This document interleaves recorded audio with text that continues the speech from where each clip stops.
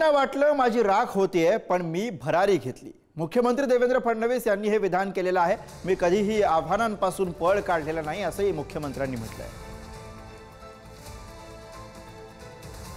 हे तुम्ही फिनिक्स नाव दिलं तर म्हणजे मी काही राखेतनं उभा झालो नाही, पण अनेक वेळा लोकांना असं वाटलं की माझी राख होते आहे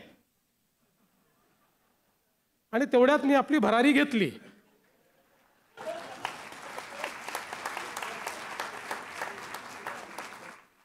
तर ही का घेऊ शकलो? कारण जेव्हा जेव्हा राखेचा क्षण आला त्यावेळी त्याला सकारात्मकतेने पुढे गेलो। आव्हानांपासून कधी पळालो नाही, आव्हानांना सामोरं गेलो, आव्हानांचा सामना केला, सकारात्मकतेने केला, द्वेष केला नाही, माणसं झुंजवली नाहीत, टोकाचं राजकारण केलं नाही।